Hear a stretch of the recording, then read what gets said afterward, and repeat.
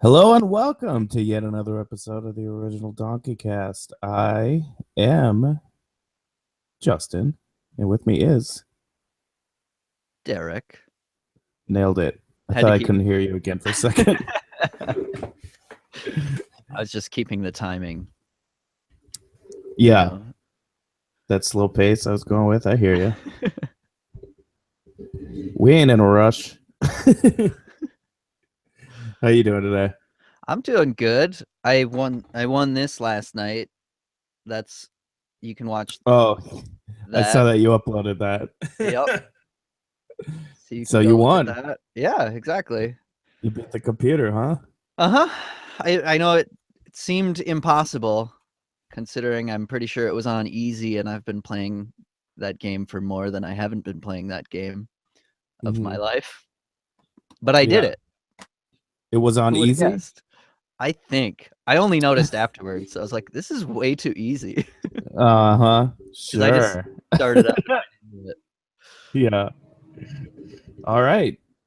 Derek's the television WCW champion. Is that what it was? Yep. The the WCW World Television Oh, Champion damn. or the real thing. Whoops, my little curtain fell down. Uh-oh. That's a quick fix.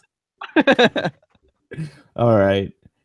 Um, yeah, I've looked at a little bit of that video right before I started this, and boy, 64 games look crappy. Yeah, they do, especially that one because that Yeah. one is like the second generation of that game. So the faces, some of them you can kind of tell, but the rest of them are like, this is like going on polygons. It feels like it's one flat polygon with a Mhm. two-dimensional face written on it that's not even remotely close to what it's supposed to look like.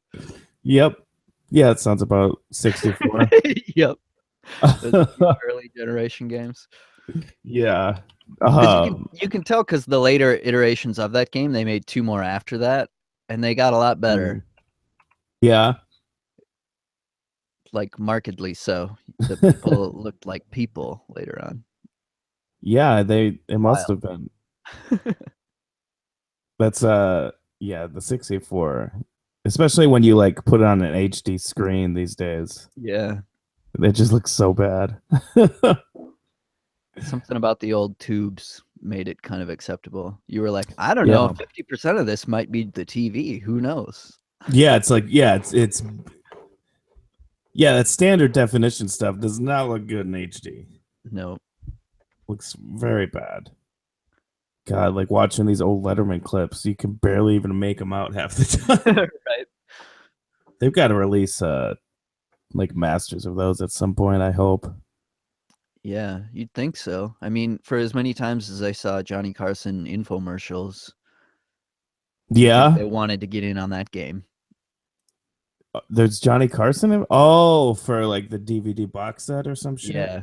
Yeah. Okay. I used to see those all the time. Yeah. Did they put them all out? No way. It must have been a best of, right? Yeah, probably. It had to Because I be. know there were some things that like still haven't been seen because they're in a vault somewhere.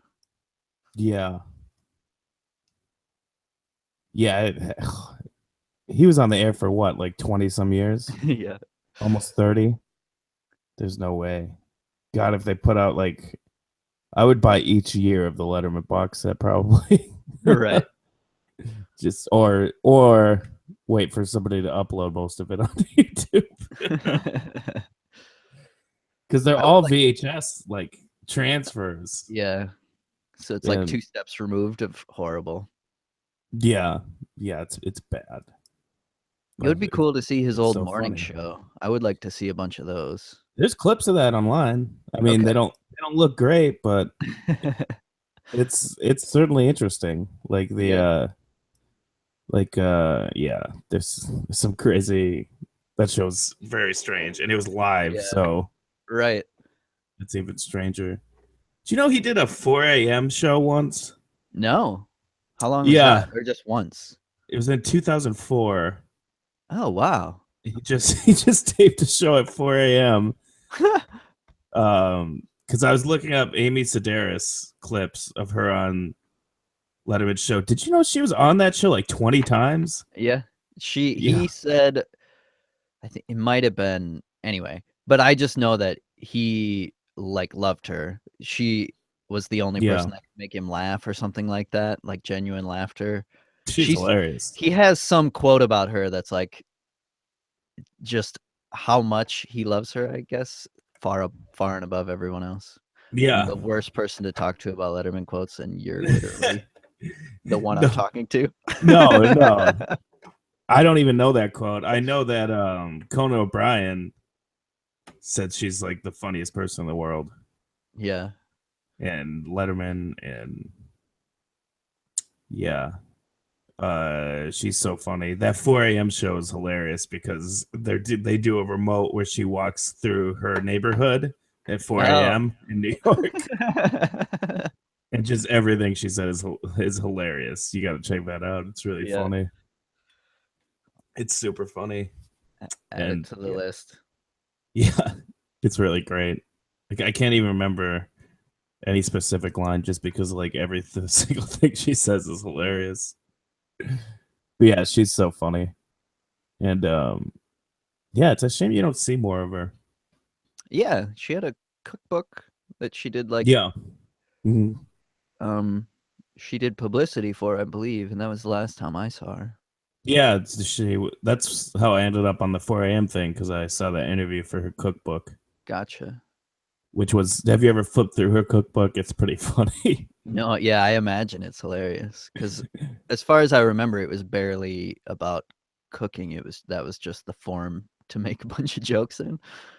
Yeah, but like, I mean, I never read it. I've only flipped through it in Barnes and Noble. But the funny thing about it is, like, most of the food just looks like gross. Like it's like it'll just have like a picture of fried chicken, and it looks like it would in real life, which is disgusting. And she's got like there's a fold out pin up of her almost almost naked. Which is just ridiculous. Yeah. For a cookbook. Right. It's just so good. Yeah, she's great on that show. Yeah. I was watching a lot of Rupert scenes from Hello Deli, that guy. Rupert G. Yeah. And I saw that Colbert tried to do a thing with him. Yep. And it kind of was weird. I didn't like it. It was really weird. I didn't like it at all. It was like, it was a bummer. I was like, oh, cool. Colbert tried to keep the thing going, and he only did it once. And yep. And it was like almost accusatory. Yeah, it wasn't like, it felt kind of like he was trying to do the Letterman thing, but he's not Letterman, so he shouldn't do the Letterman thing. Right. And if you're gonna do it, you should do it somehow, an homage or something, and not just do it. I don't know. And the fact that he came to the shop, like, kind of ruined it too. Like, yeah, it became a remote. Yeah, and he just showed up and started like yelling at him about the sandwich, and it was like, I don't know, this isn't very funny. No, and that was early on in Colbert, where I think they were just kind of like doing stuff, like have an idea, do it. That sort of finding their legs moment of the show. It would have been cool if he would have kept that going, but it clearly didn't work. So, well, I think in a different context, it could work perfectly. They should have done something different with it. Because I went there twice in my life, and I went there during the show, and like while the show was on, during Letterman's run, of the Late Show, when it was like a thing, and it was really funny to see the Late Show gift shop just in a corner. Oh, really? That was the entire Late Show gift shop, just like random stuff in a corner. That's great. Fantastic. But he wasn't there. I suppose he wouldn't always be there. Right, obviously. So I went, that was before the show. So I went back the second time, and this is when I was going to Colbert, and I just went there because I was like, why would I not go here if I'm here? Yeah. I don't, I worked there, then I knew some other places. But anyway, I went in and he was there, and he had such a sad look on his face. And the people in front of us wanted pictures and were wanting to like. Oh yeah. He just looked like he was like a wall. Just like order food. I'm not reacting to anything. Take a picture. I'm not gonna smile. I'm just gonna like Yeah. stare blankly. Move on. Yeah, that's kind of who I he is. I just felt so sad because I just went up and ordered a sandwich and ate the Mhm. sandwich. Treat it like a deli, you know. Is it always packed? Um, it was pretty busy when I was there. Yeah. Like I so mean, busy. There isn't much room to sit, and it's kind of mhm. chaos a little bit Yeah. in there, Yeah, I bet. like all God, places. that must have been that. I mean, uh, like there's this little short like thing Rolling Stone did about him when Letterman was leaving, and it starts with him saying, "I never wanted fame. I didn't ask for it. I find it weird." Yeah, Like, and he still has to show up at his business and do his job. He just now has people wanting pictures of him. Like he's yeah, not a celebrity. That doesn't automatically yeah, make him like a huge rich guy who doesn't have to do a job anymore. yeah, absolutely. Yeah. I mean, obviously he was super grateful for all the business it brought him in that little Yeah, thing. for sure. And yeah, I think he called Letterman the funniest person on the planet. And Yeah. yeah, but Undoubtedly, if you're getting to do stuff with Letterman, it yeah, outweighs everything on the side of that. oh yeah. And that sandwich shop had just like opened not too long before he Oh, started really? doing that stuff. Yeah. Cool. He said it was like a side business that they weren't really even taking that seriously. And then after that, it of course exploded. Yep. But yeah, there's a lot of great stuff with him. He was on the show over 200 times, apparently. Wow. I Yeah. He's on there the most, huh? Yeah, I would say so. That was definitely when um Letterman stopped leaving the studio and started doing that.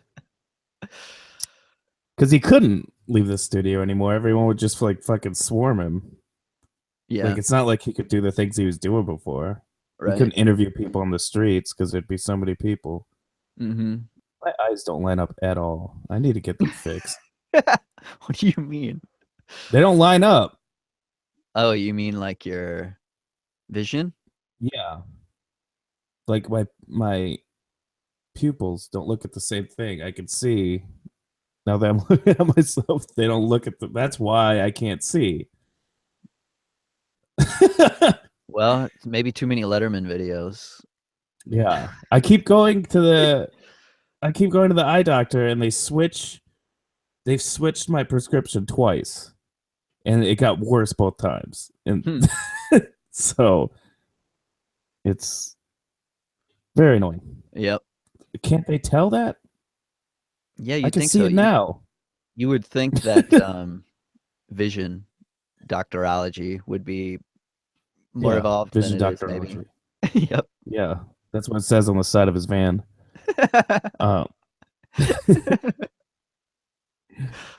oh man, but yeah, there's a lot of good Rupert stuff. Like there's this whole thing where Letterman talks him into getting a Slurpee machine. Hmm. Did you ever see any of No. that? Does he still have the Slurpee machine there? Oh, no, no, no, no. He does it? Well, you didn't went out of No? I should say. Okay.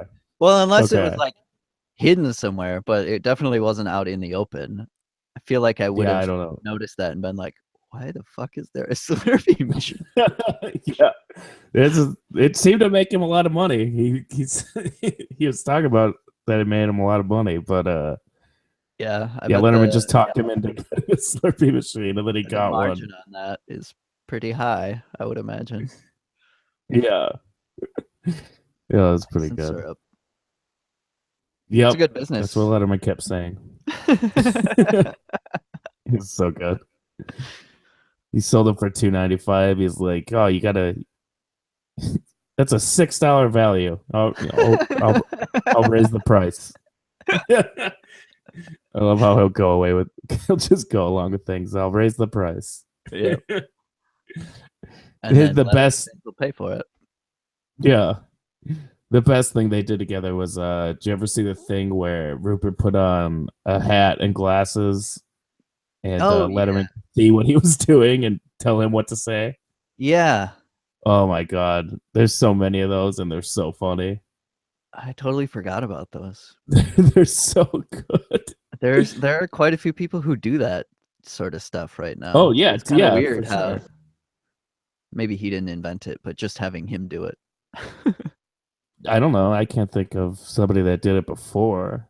I could like, and John Benjamin has a van. I know he did that Yeah, and that would have been way recently. later. Yeah. That was about that too. That was a funny episode. Yeah, that wasn't a bad show. I'd watch more of that. Yeah, absolutely. Anything John Benjamin does, really. Yeah, except Bob's Burgers. Oh, I would watch it. I just don't go out of my way to watch it. Yeah, I don't hate it, but yeah, it doesn't pull me in at all, even a little bit. And I think it's a little, I want to say offensive, but that's not the word. Just like, okay, so there's a cast of there's a cast of 5. 3 of them are women, and 2 of them are played by men. Like, oh yeah, like doing that joke once, I guess. I mean, that is a stupid joke. Haha, this woman is voiced by a man. That's well, I don't know stupid. that it was a joke because I know at least for the Dan Mintz character, they just made her like she was originally a guy. That makes more sense. But the wife is just like, it's just like the same thing again. That's what it feels like to me. I don't know. But yeah, it's Shakespearean. Yeah. But God, when he sends Rupert out with that, it's so fucking funny.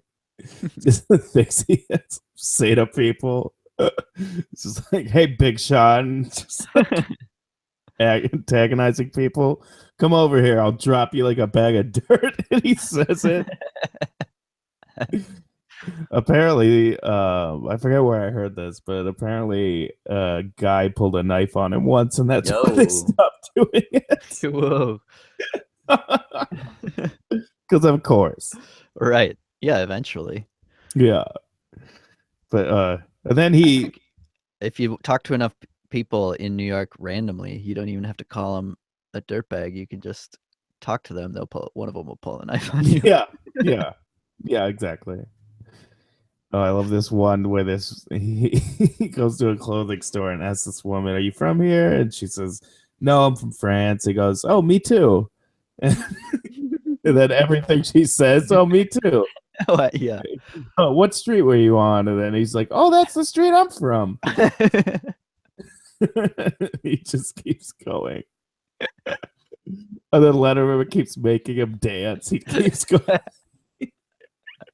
It's so funny. Doing knee bends. I love there's another one where he sends 2 guys. He sends him and this guy named Leonard together, and Letterman tells them both what to say, which is crazy because he keeps up. Like, yeah, even with the delay, you know what I mean? Right. I love they're sitting at a restaurant, and then he has the Leonard guy say to the waiter, "Don't call me Veronica. If you call me Veronica, I'm shutting this place down." For no reason. And then he just keeps doing it. And then they keep this thing where nobody called him Veronica, but he keeps threatening people that if they call him Veronica. Oh, it's so funny. It kind of puts things in perspective for me too. Like I feel like I met a lot of people, maybe met's the wrong word. I saw a lot of people in New York that were probably just David Letterman feeding him lines. Yeah. Yeah. So that's what he's been doing in his retirement. It's probably not even that weird. I love there's one point where Rupert is messing with these like weightlifters, and then Letterman just goes, "Hey, you want to switch?" He's like, "Okay." And then Letterman comes out in Rupert's outfit, like he puts his shirt on and everything, and then Rupert's in the car telling him what to say. Oh, that's good. But but he goes back to the same place, so he leaves, and then Letterman comes wearing the same exact thing. And it's like a Hawaiian shirt, so it's like really obvious. And then, of course, like 30 seconds in, you could tell Letterman's like, "I'm not doing that," and then he goes right back. It's so good. What else? What else is good? Yeah, I've been watching a lot of that. It's yeah, I'm at the part where it's right past the writer's strike in the book Oh, in the 80s. yeah. And talk about how that changed the show a lot Huh. Like how? because, well, because like Letterman was just being Letterman and it was still fucking like crushing. Gotcha. And yeah, kind of the writers they interviewed seemed pretty pissed about that whole thing. They said like Yeah. they felt betrayed and stuff. But he did wait until everyone else was back on the air. Like he held out longer than Carson. Right. But And that's ultimately, I think, happened the next time around in the same way. yeah. I get both sides because what are you going to do as a host? Are you just going to go out there and spin a ring, I guess? And you could, yeah, exactly. And you could, I mean, they could have replaced them. Yeah. Like he could have, like they could have just said, "Fine, we'll put another show on with people that are willing to cross the picket line." Right. So, I mean, I get it. It's not like he was going on air and ridiculing GE and Yeah. making jokes about "fuck you, I'm not going to do anything." It just happened to be that he's too funny to not be Yeah. funny, basically. Right. I feel like that's the best approach, personally, because it's so easy to just sweep shit under the rug, be like, you're fired, replaced, society Yeah. moved on. Yeah, totally. Absolutely. Or you could cross the picket line like Gary Shandling. That's right. Tom Sharpling always says that whenever he's ripping on Gary Shandling. Even after he died, he like just like a few weeks ago, he's just like, Leno never crossed the picket line. Gary Shandling did. Letterman didn't either, for the record. When the Comedy Store was doing their strike, he did Gotcha. not cross the picket line. But yeah, I think he was one of the first to come back. Actually, I think Leno was first during the second writer's strike. Sure. And then everyone else said that once Letterman came back, they felt like they could come back. Right. Like that's what Conan and Kimmel said for sure. I think Yeah. Kimmel. Yeah. He was around by then, wasn't he? I think so. Yeah. Yeah. Yeah, it's gotta be weird. Because I mean, you're kind of contractually obligated to do a show. Right. And I And think just keeping in the consciousness, like, if you're going to do it right, you can do it right. You talk about it, you make jokes about it. yeah, 'Cause and he what else are you absolutely gonna did. think about? Yeah. It's what's on your mind. Hmm. And I bet that has something to do with why he didn't get the Tonight Show. The way he ridiculed all of his bosses and called them you'd scum. imagine. He literally called them scum. Yeah, that might come back to bite you. Yeah. Yeah. But yeah, that's crazy. Did you know that they actually did offer him the Tonight Show? No, I didn't know that. yeah, they said when Leno started it, after Leno had started, because Letterman stayed at NBC for a couple years after Yeah. Leno got the Tonight Show. And after Leno started, he was not getting very good ratings. And they told Letterman he could have it in 15 months. Oh. And then he asked Carson what Carson would do. And Carson told him, well, if they, I'm not saying you should do this, but if they treated me this way, I would have walked. And he Yeah. left.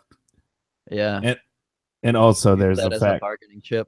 yeah, yeah, exactly. It's like what he said about Leno when he was taking Conan's job. Oh Like yeah. during that rant, he's just like, if the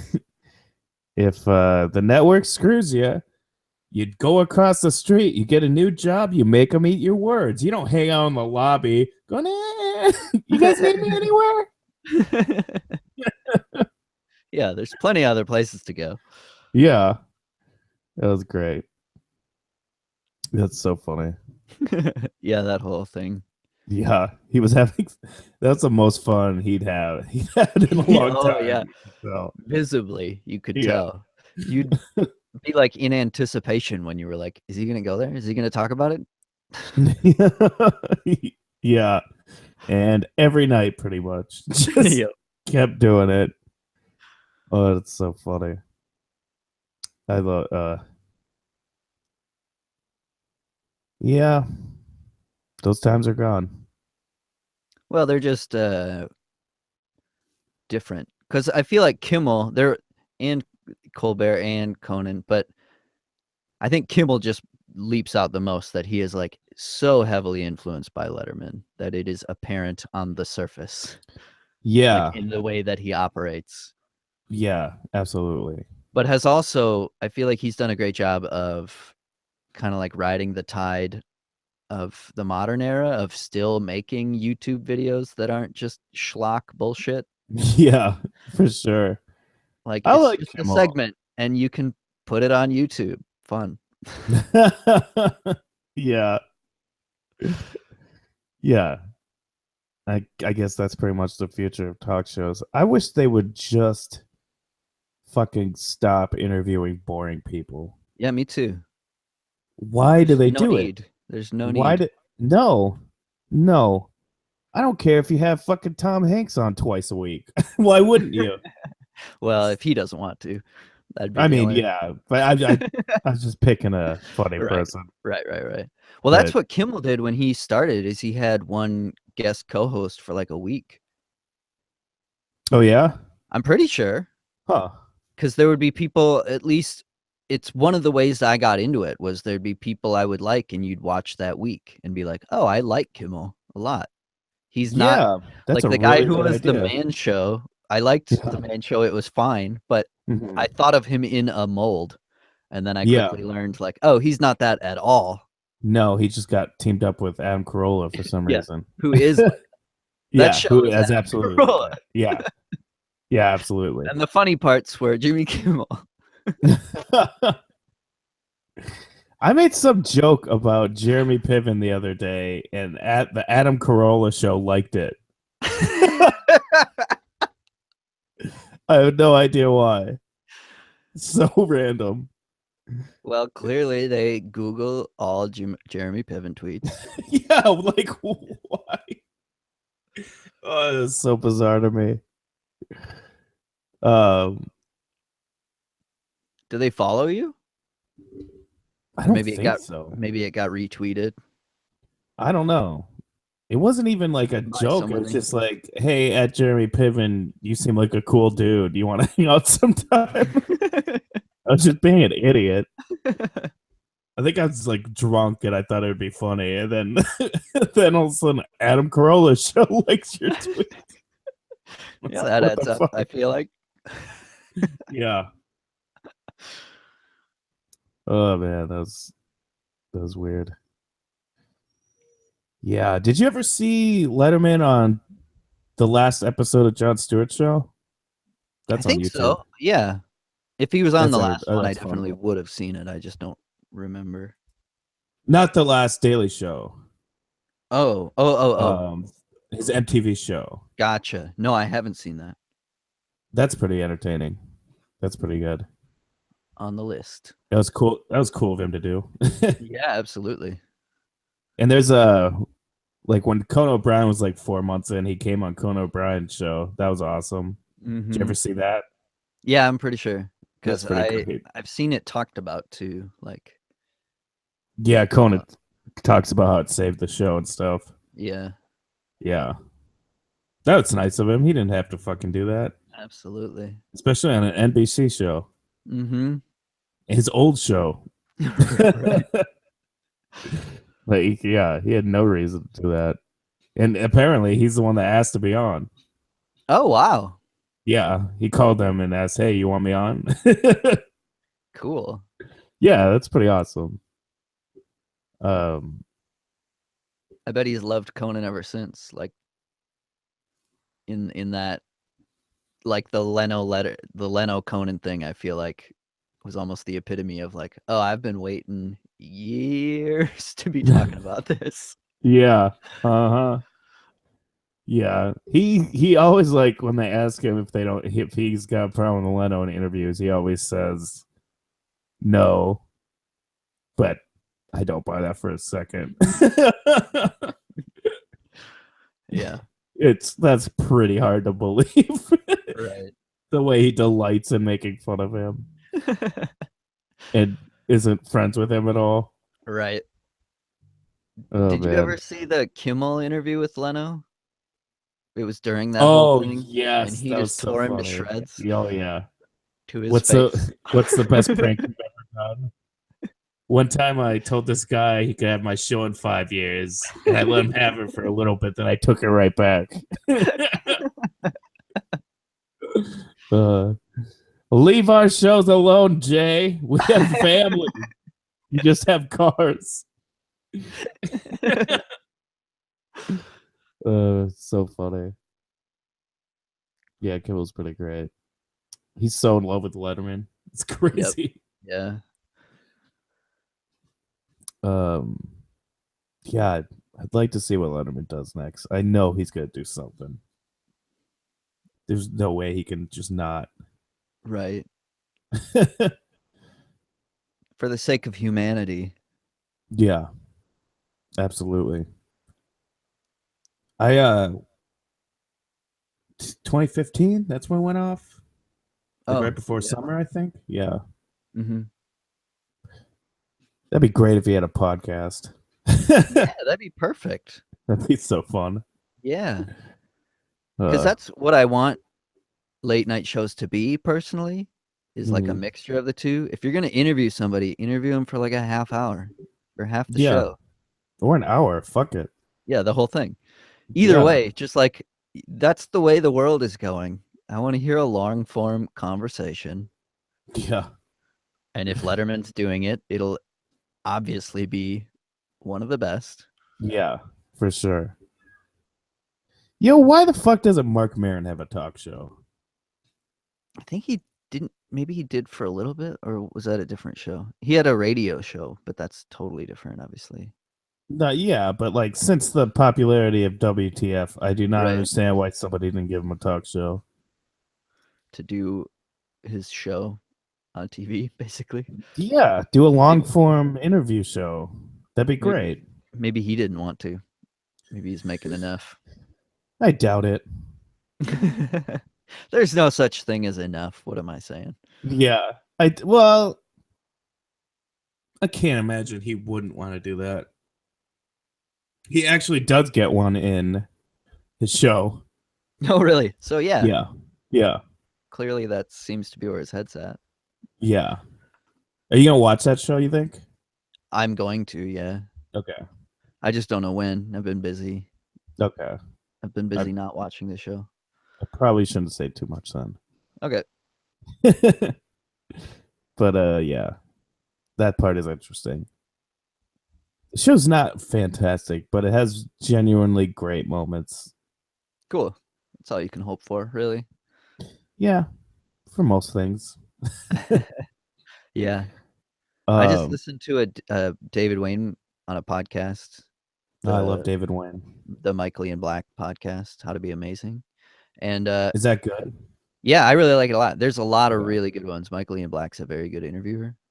Really? Like really good. Yeah. Huh. Genuinely real good at it. Like you I've can listen to his Tim Gunn episode and you're like, wow, I love this so much. This is like so personal. He's asking deep questions, huh. getting right to it in a I should. like humane way, getting to like kind of touchy subjects, you know? Yeah, I should check that out. Yeah, I I really like it. I've never loved Michael Ian Black, but I don't dislike him either. I think, yeah, the reason I think maybe I don't have the same opinion necessarily, but I think the reason I've ranked him is because he's joined a bunch of really super funny people. So then I'm like, Yeah.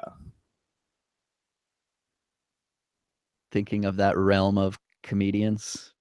Yeah, You're for like, he's sure. not as good as David Wayne. But Nobody what the is. fuck does that even mean? Yeah. But I think Stella goes David Wayne, Michael Ian Black, the camera guy, the guy that brings the donuts, Michael Showalter. oh really? I like Showalter. I do not like him. I do not think that man is funny. Yeah, I love him. I feel like our senses of humor overlap quite a bit, I'm guessing. Me and him. His his I never really had a problem with him until I heard his stand up. Oh, And I yeah, was like, maybe I different. hate this so much. I hate this. Like I don't like you. I don't. It made me angry how bad it was, and he put it on a CD. It's so bad. Uh, it's like absurdism for nothing. I love absurdism, but the way he does it, I do not like. All right. And Maybe like he needs to work with, David Wayne. yeah, I because mean, what? together they make great art. Yeah, because I feel like he adds substance to the silly things. That's my favorite kind of comedy, making something ridiculous have substance. Yeah. And Yeah, if you can keep it justified and real, yeah, then make like a silly offhanded joke and then show the reality of it. That's like my favorite kind of joke. yeah, You yeah, just yeah, like yeah, yeah. look at this ridiculous thing and then bring it back to the real world and explain exactly how it works in that weird functioning existence that it is. Yeah. Yes, absolutely. That's the best thing. That yeah, like a long drawn out explanation of something ridiculous. Like that Mhm. one scene in what's it? They came together? We came together? They came together. They came together Yep. when the Chris Mahoney shits himself. Yeah, right. He comes out and Perfect tries to example. explain. Like, oh, that's the funniest joke in the world. And to commit so hard to it for Yeah. so long. Oh, that's so good. Yeah, that movie's great. Yeah, I love that movie. But like, there's that one joke where the waiter has a pole in his ass. Right. I hate that joke. Yeah. That joke just makes me think. I bet Showalter fought for that so hard, right? Can't Yeah, I don't know. But I can't imagine David Wayne fighting for that, but I can totally imagine Showalter. yeah, maybe. That is like, I think there's two jokes, and that's one of them where I was like, this is too far for me. Like, I love, love, Yeah, love what I'm watching right now. Like, the first time I watched it, I yeah, was like, I didn't know I could like this romantic comedy parody thing. hmm I knew going in, oh, okay, yeah, that'll be interesting. I was like, oh, I did not realize I was gonna love this nearly as much. Like from the yeah. opening words, like the first time you hear two characters talking and they talk about New York as a third character and make stupid, dumb hmm jokes. Yep, You're like, yep. oh, I know what I'm in for, and this is fucking amazing. Yeah, it's very good from the beginning to the end. Except for the pull up the ass and Yeah. one other thing. And they talked about that on the, not that specifically, but they talked about Losing you. He didn't like that movie when they first kind of had it done. Wait, who didn't? Sorry, I missed like 3 David seconds Wayne there. talked about it on the podcast that when they Yeah. finished the movie, he didn't like it as it was. And it Mhm. actually goes back to why I brought this up, which is he's the sort of person who like he doesn't stop until he's satisfied with it. That was the thought that Yeah. spurned this. And that was the example he brought up is he didn't like the way they came together, turned out. Hmm. So unfortunately, because the studio had like forgotten about it and didn't give a shit about it, he like sat on it, reworked some stuff, figured it out the Hmm. way it needs to be, Hmm. and then made perfection basically. Well, Yeah. It's perfect very good. minus a pull up the ass. Yeah. Well, yeah. I bet he cut out a lot of stuff like that. Yeah, 'Cause and that's kind of what I was thinking as he was dealing with it. Is just like, man, if it probably had a totally different vibe. And Mhm. that's where you're seeing that stuff kind of bleed through a little bit. The stuff that Yeah. I'm like, oh, weird. Yeah. Yeah. I bet it had a lot of like zany, pointless jokes like that Mm-hmm. where yeah, that's not funny. That's so like that's such a stupid joke. Yeah. The one part I did like about it is the when they commit to it later and he's like he comes back and he's like knocking stuff over. Yeah, yeah, It's just like, yeah, okay, now I'm laughing at it just because you're like, it wasn't just a one-off joke. This guy legitimately has a giant pull up his ass. yeah, yeah. That's But true. it wasn't enough for me to like I rolled my eyes pretty hard Yeah, the first time. absolutely. I guarantee the first cut of that movie had more of that stuff. Yeah. It's only like 80 minutes, right? It's pretty short. Yeah. It's So yeah, pretty I'm sure a pure. lot of that yeah. Um, yeah, it's a good movie though. David Wayne is really the Bob Odenkirk of that group. Mm. Yeah. Did you watch the new Bob and David? Yeah, absolutely. Like That the day it document came out, I think. Yeah, me too. And then like all Oh, the over documentary. again. Yeah, Yeah, right. I love in the documentary when it shows them like writing a sketch and it's like and Dave's like, and then there's Jesus and Muhammad and then Bob just goes, I think are we I feel like we're just doing these things to be offensive.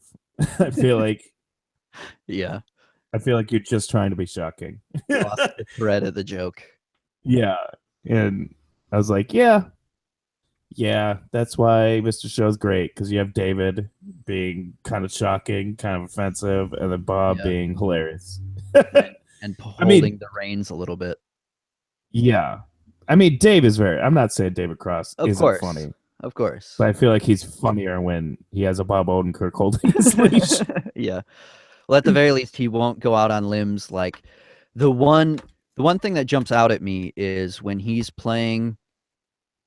One of the characters is doing like a talking head talking to the camera and just randomly says, "I'm transitioning," as if that's a Mhm. hilarious idea. Yeah, That's to me is just like, oh, you were just trying to be weirdly offensive in such a vague way that nobody could nail you down to it. yeah, You just threw this unnecessarily in there as if yeah. it's a joke.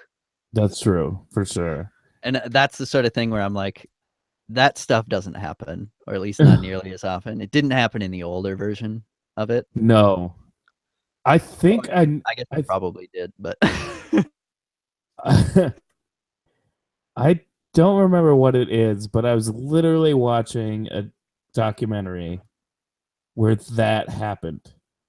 oh, really? And I feel like it might have been a reference to that. Sure. I can't remember what documentary it was, but it was like this helicopter news pilot who was like who was transitioning just like after like we've seen her for like 10 minutes Oh, and okay. then all of a sudden she says that she's transitioning. Like she doesn't just say I'm transitioning, but she like throws into the conversation out of nowhere. Okay. So they were just referencing something. I feel like maybe, but I can't remember. Oh, I think it was the OJ documentary, which came out in 2016, so that's probably not it. Okay. That's more of life imitating art, I guess. Maybe they, yeah, maybe they got it from Mr. Show.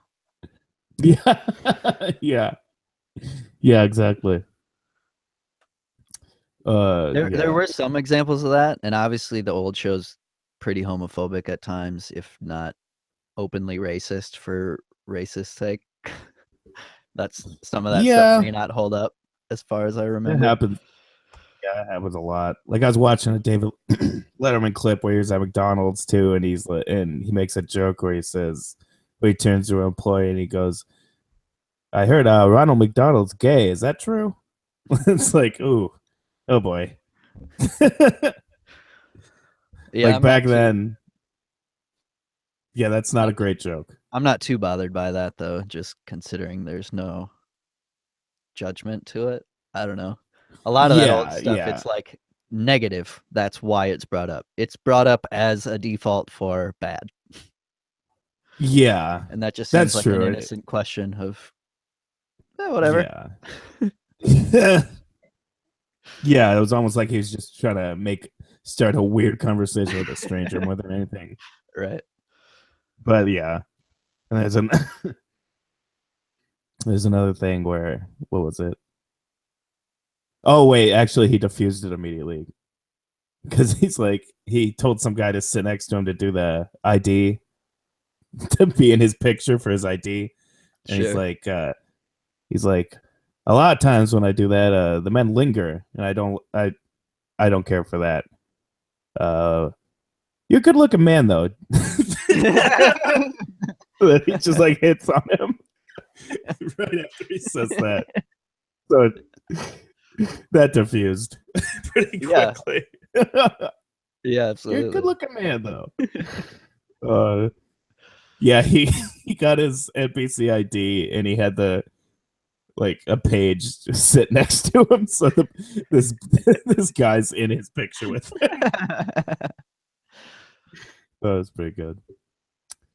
Uh, but yeah, Mister. I mean, it's hard because comedy is always going to be riding that line, and you're Oh always going to be making fun. You're always going to be making fun of the new, out of the ordinary thing, and sure. sometimes you don't understand. I mean, you don't know where that's go. Or you Like come at it 15 years ago. what were you saying? Go ahead. Well, I was just I saying was you just might gonna come at say, it as a place of ignorance or something where the things you're saying you're like, I don't understand what this means necessarily until somebody yeah, yeah, like like 10, like 15. No, like actually, yeah, like 10 years ago, you could make fun of transgender people all you wanted, and no one would 3 say years anything. ago. 2 years ago. Like You think it's so? not hasn't been that long. Yeah, Like when you used to be able to say pretty like homophobic shit blatantly and openly. Not that people don't now, but it was yeah, just fine. yeah. When they Where were like gay marriage was they were like trying to pass an amendment to make it illegal forever. And then gay it was marriage, like to the next year it was legal in a lot of places and people were like, "Oh, yeah, don't talk shit about gays." yeah. Like I saw this happening in front of me where it's like people I knew were homophobic were now kind of being like, I'm not saying high and mighty, but that's how it kind of came across to me at the Yeah. time. So that is Mhm. definitely happening for trans people.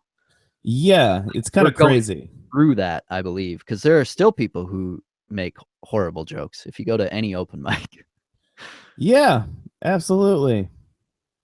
so hopefully we're only a couple years away from people being people. I would hope so. But yeah, even I mean, and it affects everyone. Like if you're a straight dude and you've never had to deal with that kind of stuff, I mean, Right. like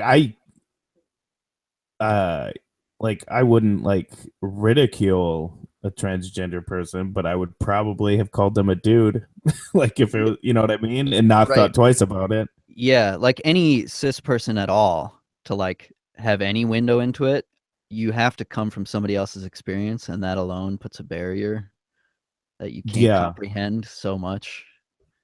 What does cis mean Cisgender, I think that exactly? just means you are what you were born as. That's how you define yourself. Okay, so it's a man or a I woman could be wrong. Yeah, that didn't change gender, or is that even okay to say? Can you or it didn't well, realize or didn't or right. isn't going against their natural gender? I don't know. I don't know how to tell Right. this. And that's the whole thing is like personally, I don't want to make anyone feel wrong or bad or whatever because I've seen what Yeah, that's like. yeah, of course. So to like that's like anytime I'm talking, I know you have the capability of doing that Hmm. just callously without thinking, where you're just like, Yeah, absolutely. who knows? But I Yeah. think just being aware of it and being open about how I'm a shithead, that that covers everything. Yeah, for When I hear sure. people be somewhat homophobic and they preface it by just saying like, "Well, I don't know, I'm coming at it from a place of ignorance, and this is just how I was raised," and blah blah blah blah blah, Hmm. then usually whatever they're saying is not full of hate usually, and you're just like, "Oh, okay, I just don't like you." Yeah. I mean, yeah, there's definitely like the whole like neoliberal being mad. Like first of all, like being mad at somebody for using the wrong word when they're not being hateful, it's just like, okay, chill out. Some people are 50. like Right. like it's, don't like call them a piece of shit. Be like, hey, you shouldn't say that because it makes people feel this way. If And then they're like, fuck you, then fuck that person. yeah, exactly. I think that's how most people operate, the Yeah. vast Oh majority. yeah, absolutely. But like when you've got the internet, all you see is the Yes, worst people. totally. And yeah, like Yeah. I thought it was transgendered, and I always said that. And then at some point, somebody was just like, actually, it's transgender because they don't Yeah. like it when you say that. And I was like, oh, okay, I didn't know that. And Right. it's not like they jumped down my throat; they just told me, and I was like, all right, well, I'll never do that again. Right. It's not a That's big problem for me. right. That's like the weirdest part to me is like just from my own experience growing up having like gays be an issue. Mhm. It's been like only not an issue for the past few years that gets discussed politically constantly all the time. Yeah, So it was yeah. so weird to like see that all happening and then just see it immediately like, and now we're on to transgender people. Like now that we don't have Yeah, this anymore, and yeah. they were always included, but now we've just come to accept most of the acronym and we're just going to separate everybody else out. Not that they're like perfect, I don't mean that, but just to Mhm. target one specific group of people seems so blatant to me When that I they're don't. like focusing on rights. Well, when they're focusing on using it as a political like bargaining thing, like Yeah. people need rights. That's how society works. You get those rights codified into law if they were missing in some context where you're like, oh, the law apparently wasn't applying to you equally. Let's fix that. So then to fight that, Hmm. that's taking the stance. Like, Yeah. so that's Yeah. what you hear all the time. Like Republicans are saying they're turning this into issues, voters, and dividing groups up. Hmm. And it's the weirdest thing to me because they're trying to unify everybody, and you fighting that unification is the exact thing you're claiming you're against. Yeah. It's so weird. It's like Bruce Jenner becomes Caitlyn Jenner, and then it's brings it to everyone's attention transgender people. That's what it felt like, right? That felt like a thing. Well, to me, it felt like um, society having realizations about,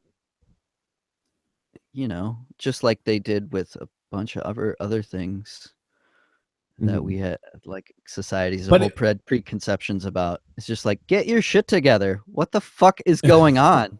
And people still make jokes about that. Oh, absolutely. Absolutely. So it's not over. Yeah, and the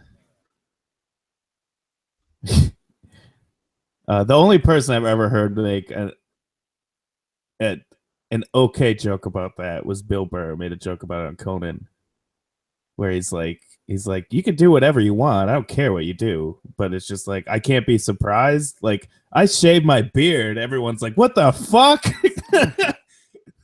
He walks away, comes back a woman. I'm not supposed to say, oh, did something change about you? Like the way he phrased it was funny. I don't love Bill Burr the same way everyone does, but he does have a skill with towing a line to make a joke more than most. I do think. Well, just like that comes from a place of like straight white male cis. Like that I get joke? To say whatever the fuck I want. Oh yeah.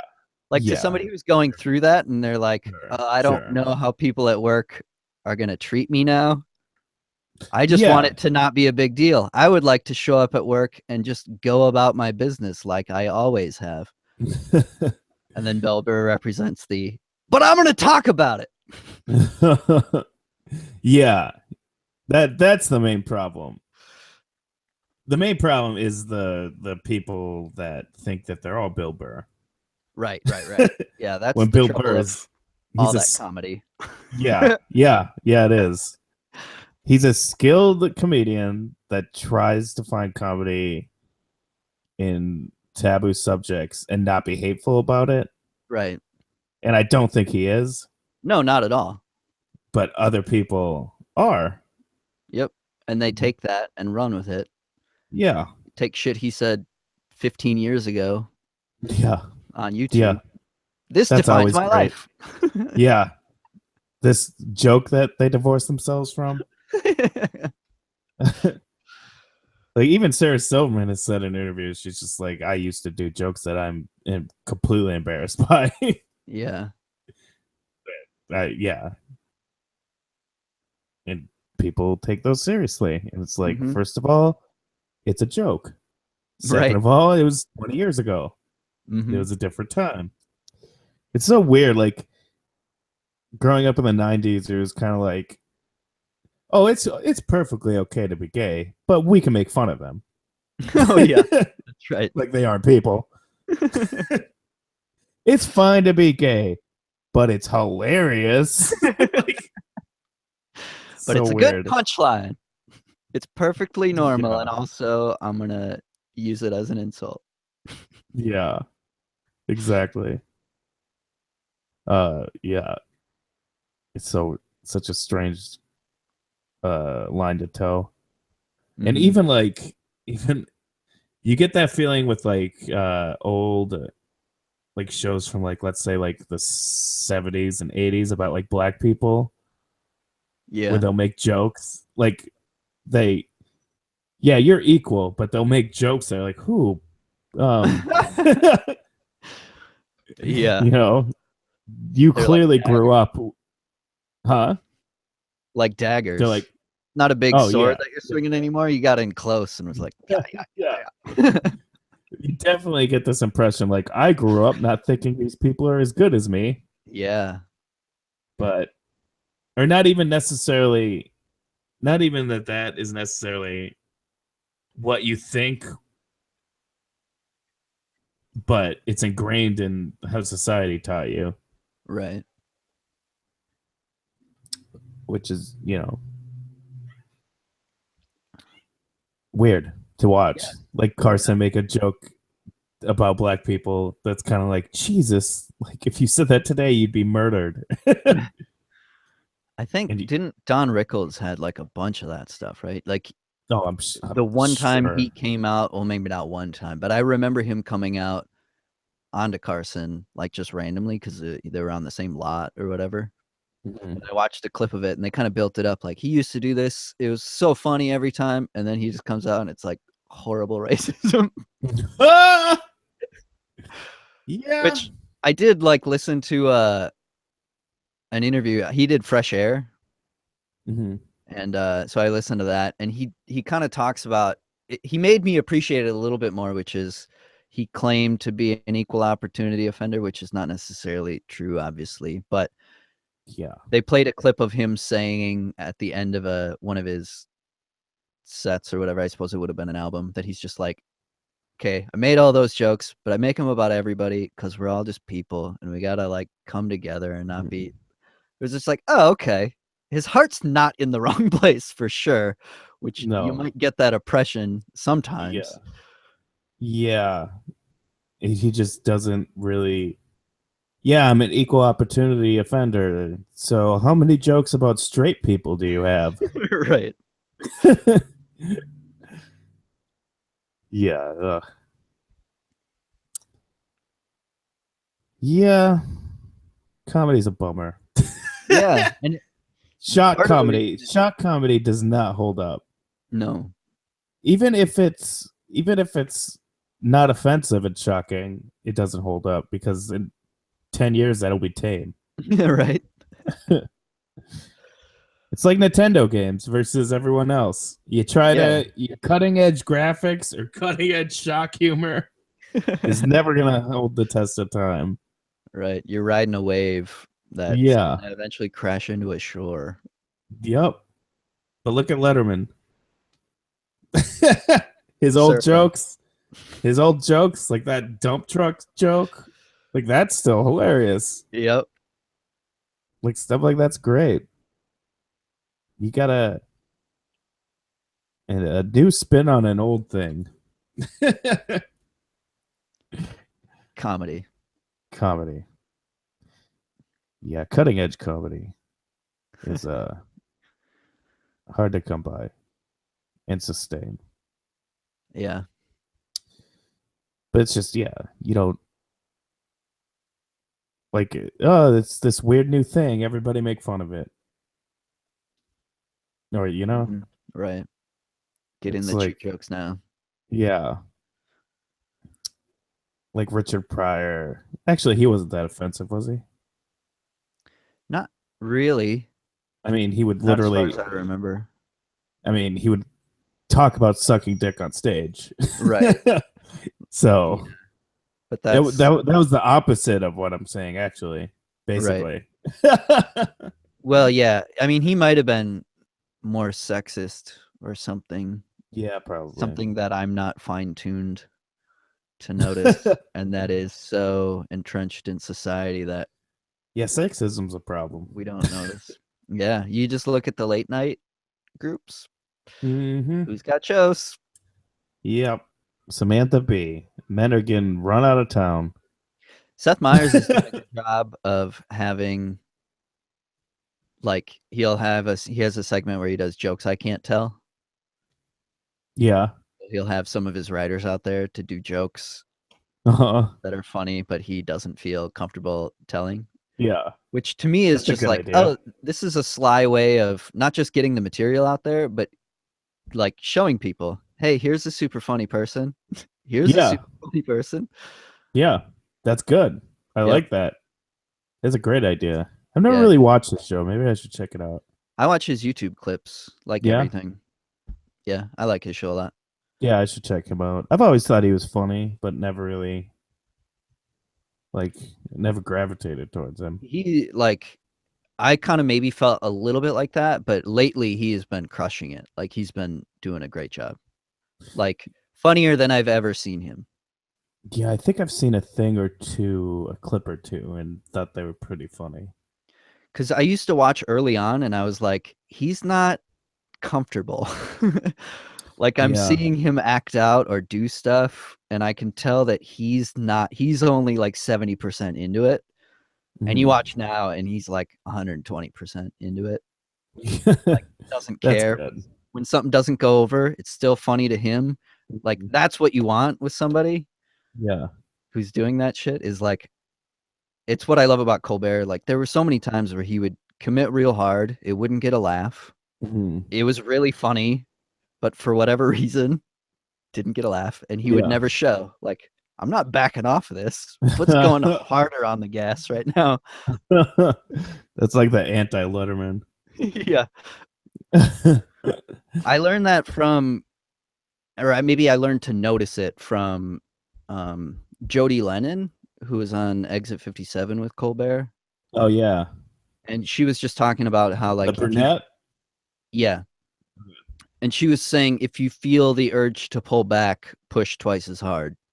And she like brought up references of people. She talked about Amy Sedaris quite a bit in this class because it was a character thing. Yeah, So perfect person to bring up. that's fun. That's pretty good. It's like the But opposite of Letterman. I love it. It's kind of funny yeah. because yeah, he doesn't commit to anything Which is ever. hilarious in its own way, obviously. Yeah, there's just such an ironic dissonance from him at all times. Yeah.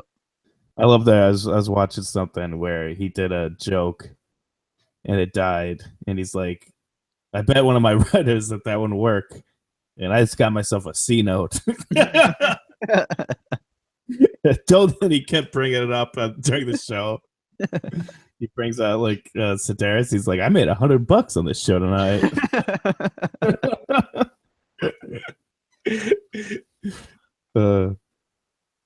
Then there's so much Larry Sanders. Larry Sanders is basically David Letterman.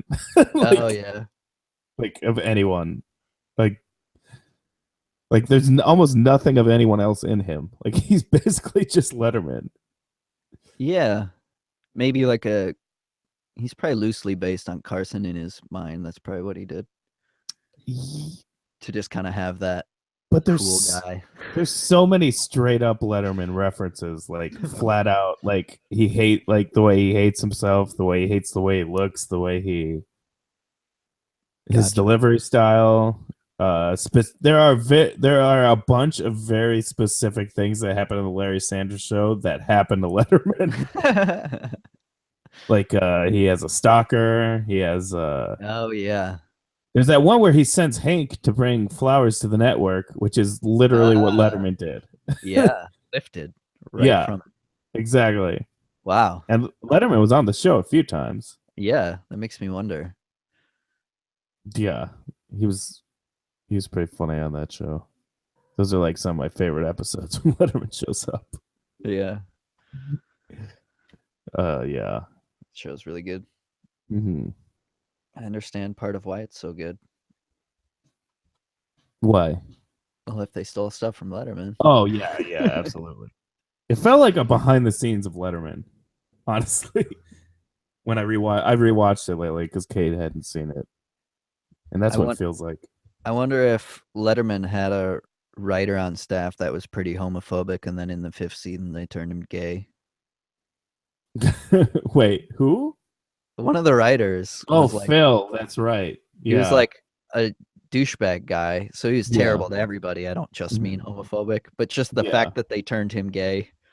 Yeah, that's like the show's been moderately homophobic this entire time, but we'll fix it in the end by This is exactly what they did with Chang at the end of Community. Yeah. I thought that was actually pretty funny the way they did that at the Community, just because it was so pointless. Yeah. Like they just had him say gay twice in a row, and you're like, why are they doing this? And then all of a sudden he's like, I'm gay. I'm legit gay.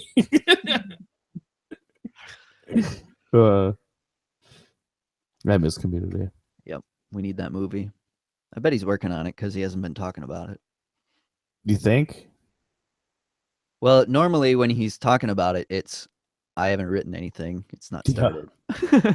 That's true. It's gonna have to come soon or not at all. Yeah, true. I don't want a Community movie in 5 years.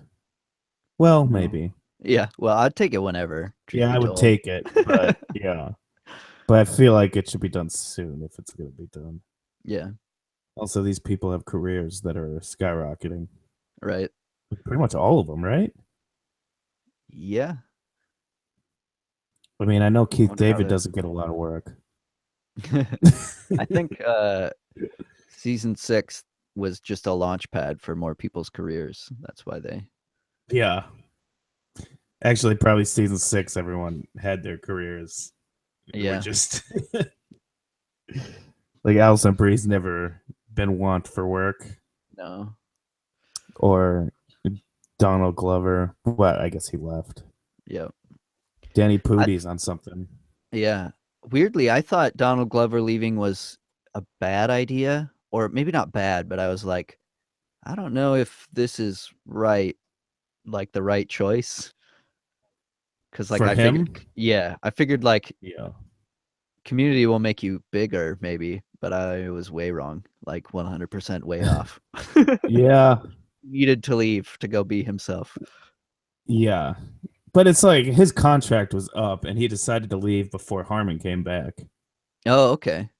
Like he didn't re-up his contract, and then when Harmon was coming back, he's like, "Okay, I'll do the first 4 or 5 or whatever Yeah, to send his character off," which was cool of him. He didn't have to do that, absolutely. And it but like, proved that he's like uh, uh committed to the show, like the actual, yeah, not just the role, not just doing a job, obviously, but like I think it takes a lot to like a TV show that much. that you're on. Yeah, to just be like, Yeah, no, this is a good one, you know. one yeah, one gas leak year didn't ruin it. So yeah. That episode, the second to last one he's on is maybe my favorite episode. what's that The one? the one where Chevy dies, and then they're all around the round table, and his lawyer's there, Oh, I gotta rewatch that one. and he like gives them all gifts or whatever, but he's also fucking with them. Yeah.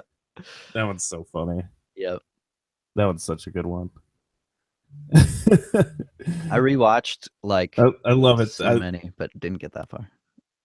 Oh yeah, I loved. I love at the end when everybody gets their presents or whatever, and then they hand out the sperm, and then Doug Glover just goes, um, "I don't know why. Maybe it's the old." Maybe it's because I got an old man's sperm, but I'm a little disappointed or something like that. I'm butchering it. The way he words it is very funny. Right. Jonathan And Banks his was great. delivery is the best.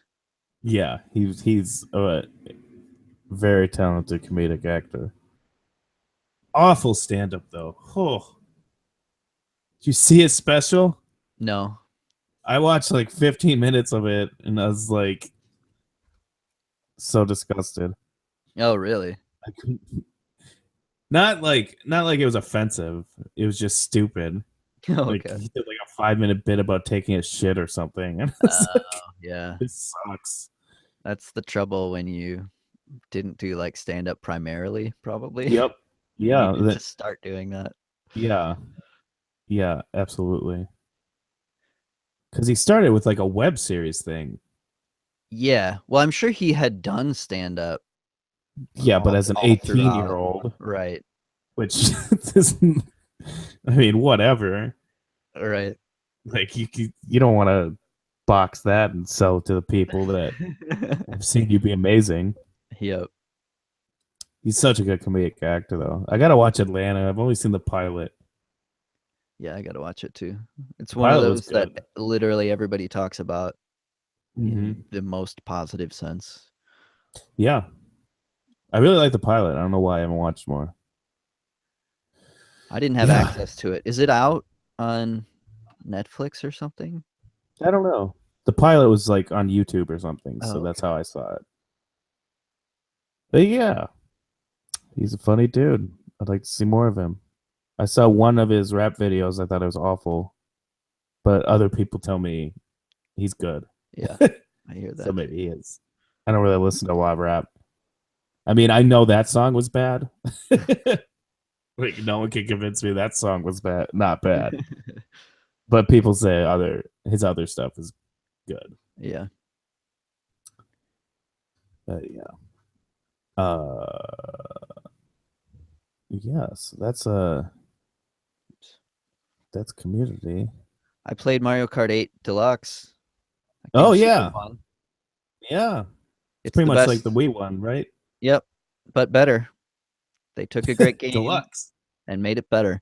I would say Mario Kart 8 was not my favorite Mario Kart game, but Mario Kart 8 Deluxe is. Like, Really?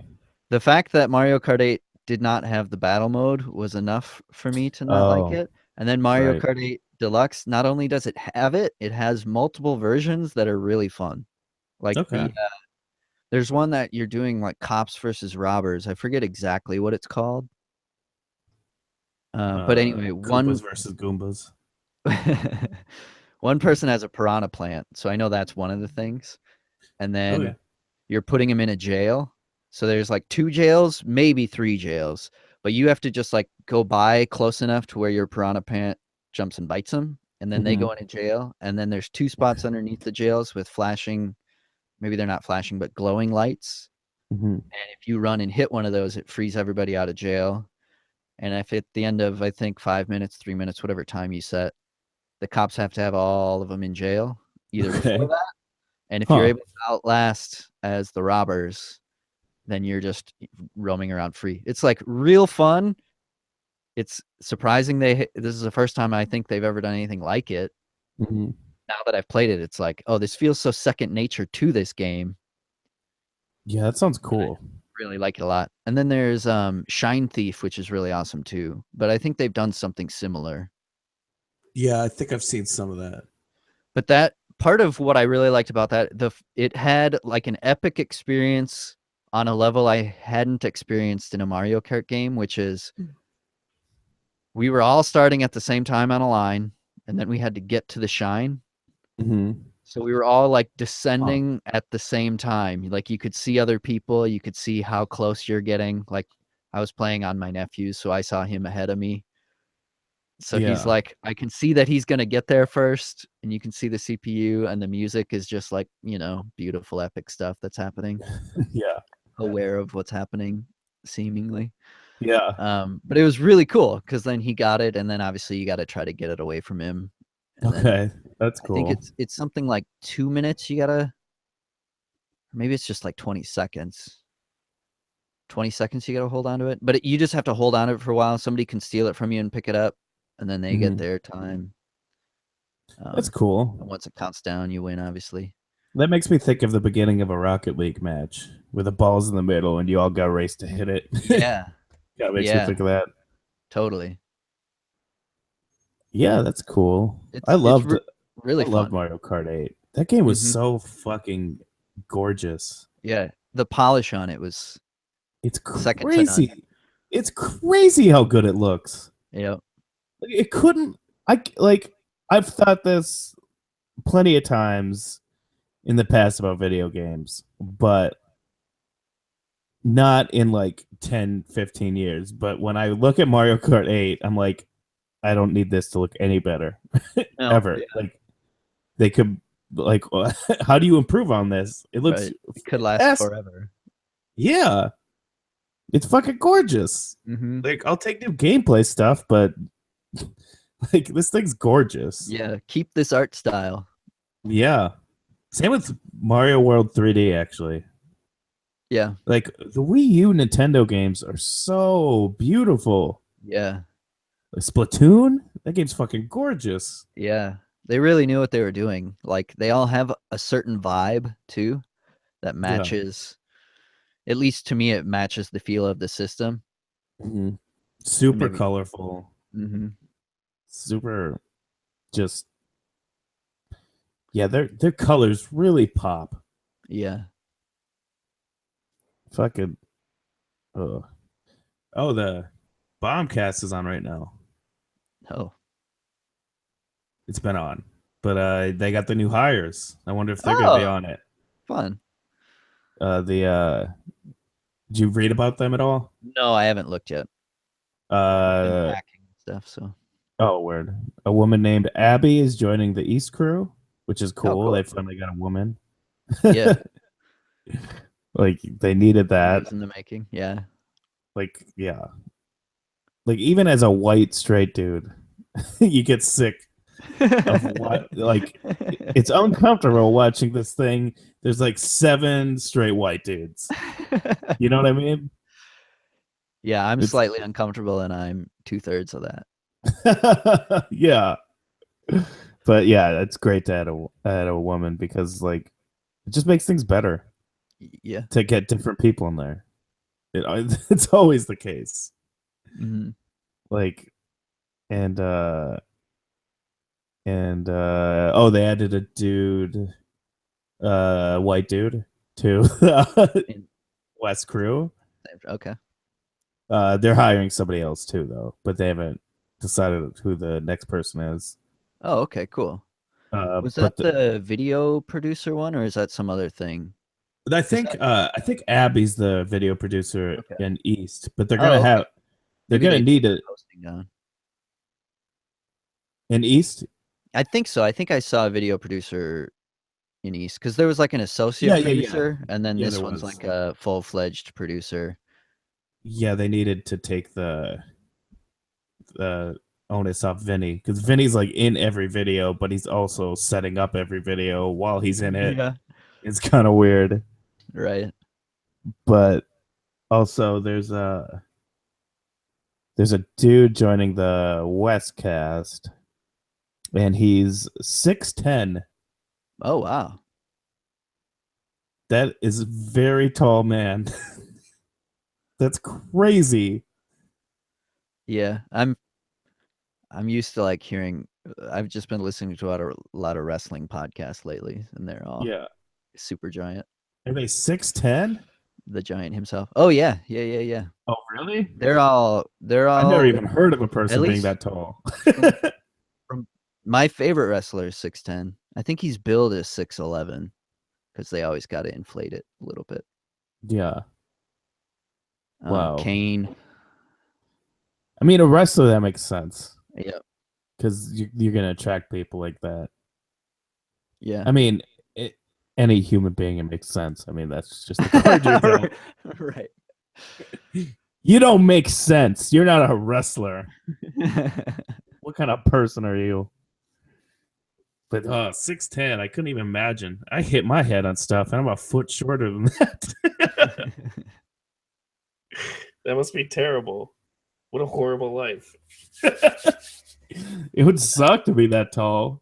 I imagine the only time it really is bad, at least in my life, because I don't have much to compare it to, but airplanes.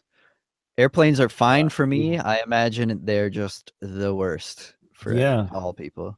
Or crawling into a car. Yeah. Depending on the car, I suppose you can figure out, Yeah. counteract it. Yeah. There's enough tall people that they Probably hit your head on a ceiling fan all the time. Like Jesse would hit his head on a ceiling fan at my house in Big Lake, and he's not that tall. He's like 6'2" or something. But yeah, that'd be a hard life. I mean, if I were that tall, I would literally be a professional wrestler right now.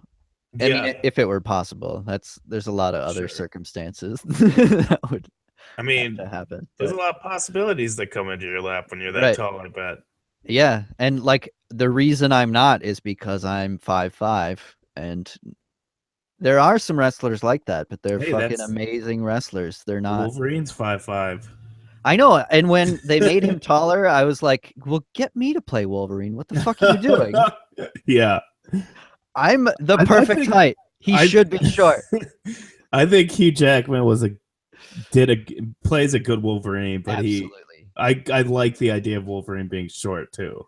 Yeah, well, I thought that was a whole, like, at least when I was younger, that was part of what I liked. Mm-hmm. Like, part of what I identified with was he's like an unstoppable badass. Yeah. Height doesn't matter. Yeah, not at all. Like, that's what comic books did a lot. Yeah. Yeah. And not only was he not tall, he would like stoop down. Yeah, Like he didn't even try to be tall. Fuck you, I'm Wolverine. right. uh he's always been a pretty good character. Yeah, and Hugh Jackman's fucking amazing, so obviously he did a great job at it. Yeah. I love there's this one I think it's in the new X or the Ultimate X-Men or something where there's this kid that becomes a mutant and his mutant power is to disintegrate everyone around him. Whoa. He like disintegrates all organic matter. Then the comic opens with the kid. He wakes up for school. He goes downstairs and nobody's there. He walks to school and nobody's there. And then there's just like clothes lying all over the place. Oh wow. And stuff like that. And then eventually he runs away. I think he finds out what's going on at some point, and then he runs away to a cave, and then he's hiding there. And then Wolverine shows up, and Wolverine is like smoking, like his skin is smoking because he has regenerative powers, so it's not killing it. And then Wolverine basically it's like, "Sorry, kid, but I've got to kill you." And then he kills him. Yeah, it's pretty brutal. It was a really good issue though. Yeah, fly that kid up into space. Yeah, I guess. I think depending on how old that is. It's like not. It's better like than really no life 2000. if you're. I mean, I guess if you're that kid, you're probably like, but. Yeah. Although, if I was that kid, anyway, I don't need to say that. Yeah. Yeah, I don't know. That wouldn't have been as powerful. Yeah. For the story. But there was just part of me that was like, oh, where are they going to go with that? What's that going to turn out to be? Oh, they just kill him? Okay. Yeah. It was a nice moment. It was well done. Yeah, where it's just like do it and he's crying and then Wolverine's claws pop out and then end of comic. It didn't like show him murdering the kid or anything. Right. But yeah, I like that issue. Yeah, he's got a lot of great moments, that Wolverine. Yep. So I guess before we go, we should maybe talk about that Zelda DLC. Oh yeah. That looks really good. Cool. Yeah. I'm into it. Yeah, I'll play that. I'm not sure about on the Wii U because I might wait till I get Switch. Yeah, I was thinking that too, especially if it's coming out in summer anyway. Yeah. Yeah. Although the day may come and then I'll be like, I want it today. They also put out a patch. Oh yeah, I saw now that. For the language change. Yep. You could change it to the Japanese language with English subtitles, which I totally would have done. Yeah. I don't need the awful English voice acting with it not even close to matching their mouths. Right. Ugh. Come on, Nintendo. You finally bringing Zelda voice acting to Zelda and you half-ass it that hard. Right. I thought that was a bummer. Yeah. It's the biggest especially bummer in that it's game. all there. Like, yeah, it's in another game. That's your whole point, was to make this available to everyone. It should just be the same game. Pick your language, pick whatever, pick your subtitles. Yeah. I would have been totally, absolutely fine with the voices of that game just being straight up Japanese with subtitles. Yeah. To begin with. I bet there would be a lot of people who are buying Zelda, like maybe first time fans or people who just bought a Switch and got it, who wouldn't like that though. I mean, maybe, but fuck them. No, I don't think so. Because I think they're being a little xenophobic. For sure. But I've known a lot of very xenophobic people who, when they play that and see that stuff, I don't know. I'm not saying you have to you baby them, but if you're selling a product, you're like, meet them exactly where they are and bring them to the world where they want to hear the Japanese version. Yeah.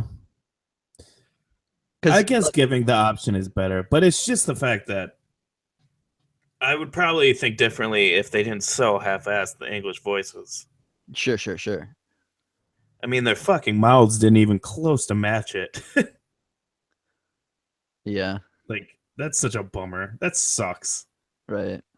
When it's 2017 and I'm watching somebody flap their gums with no noise coming out in a video game. This has been fixed for at Yeah, least 10 years. right. It's like And a Muppet. yeah, if you can't do that, it's also funny because all the other sounds that people make in that game are the Japanese voices. Like, Yeah. because when you get to the end credits, did you notice that? That what? When you get to the end credits, it's like there's like 4 or 5 English voice actors and then like 20 Japanese voice actors. Yeah. And you're like, oh, right, because when they're grunting or going, oh, or whatever, it's Yeah. just the Japanese voices. Yeah. And yeah, I like that better. I like the Yakuza. Like they didn't give that English voices. They just gave you subtitles. Yeah. But that's a very Japanese game, to be fair. Yeah. True. Like it takes place in Tokyo and shit. You wouldn't want that to be in English at all. Yeah, no, it would kind of ruin it. But then again, you got Persona, a game like that, and that's in English. Yeah. I think if you do it well, put it Yeah, in that's the any thing. language. Yeah, yeah, yeah. Very true.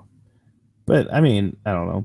I guess I don't really mind that kind of Japanese flair. I mean, if in Persona they talk a lot, so that's a little bit Gotcha. different.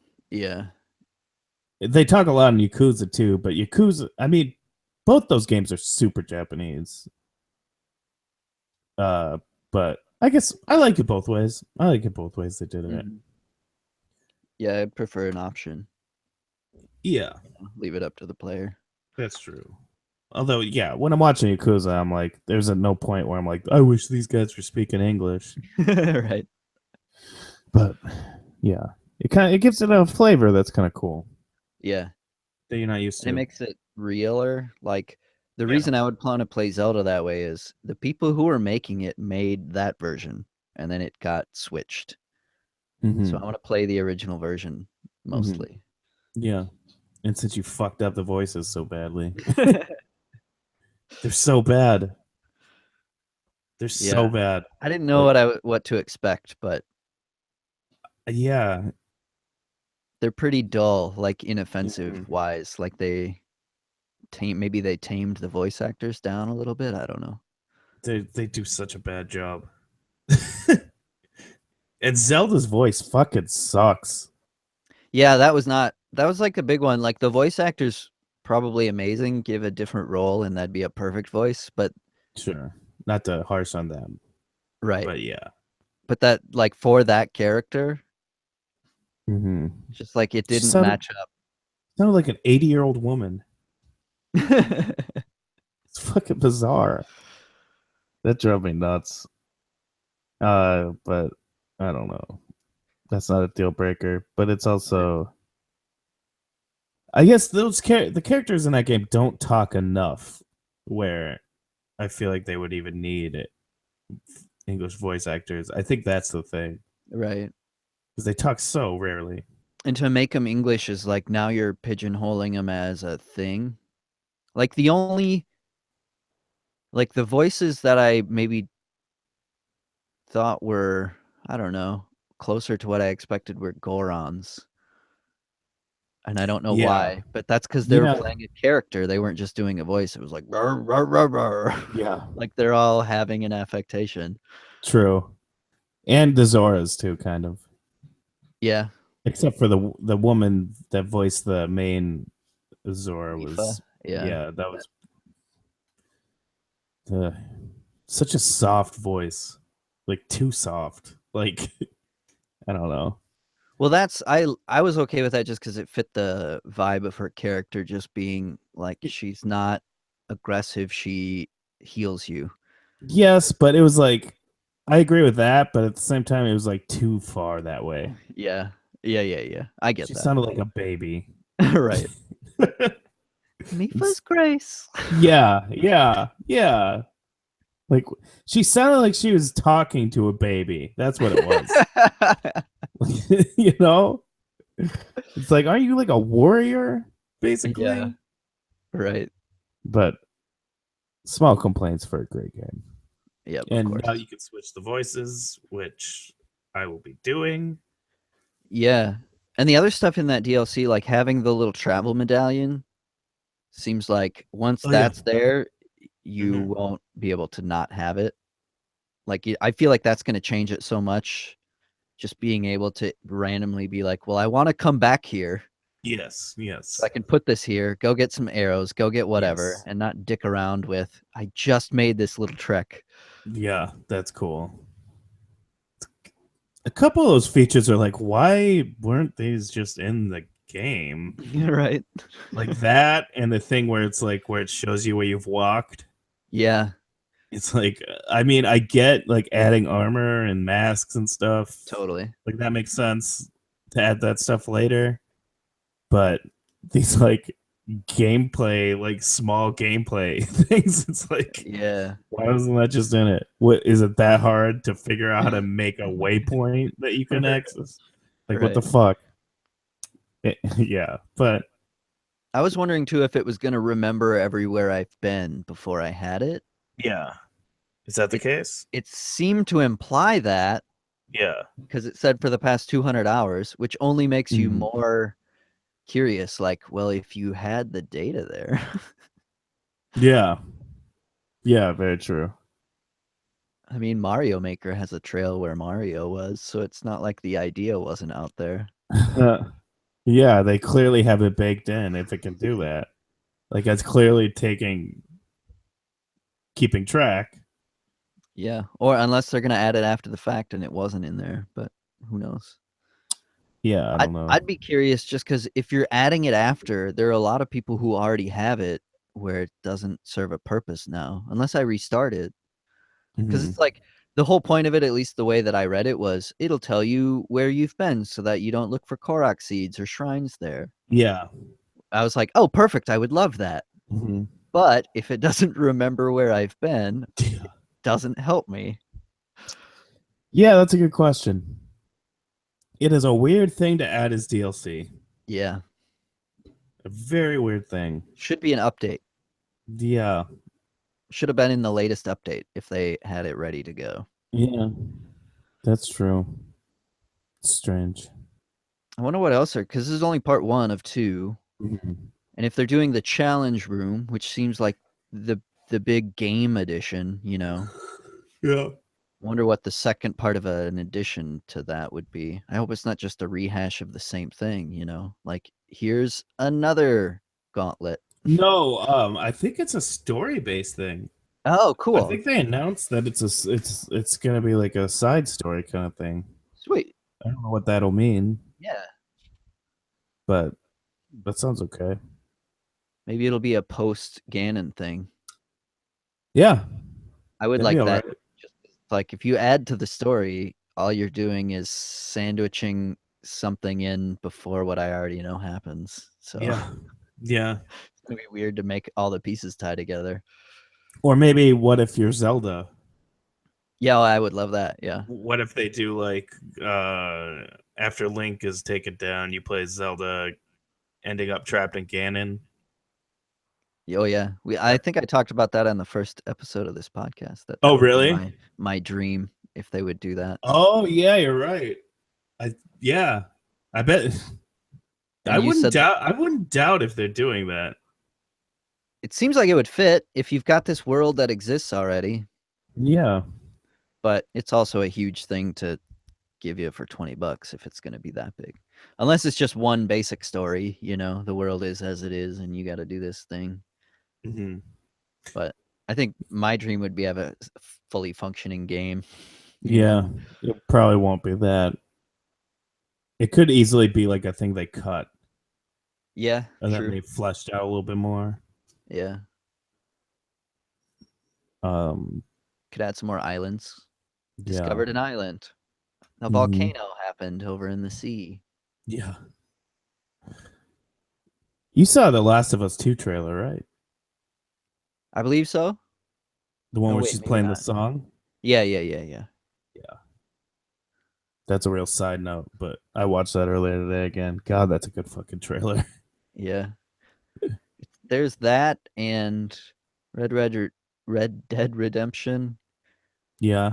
The 2. There was like teaser. there was a series of trailers that came out, and it's weird that the Switch came out in that time. Like the Switch was on the same day as Red Dead, and it's a It's, console. what do you mean? Well, Oh, they had, like the when big they announce day, oh yeah.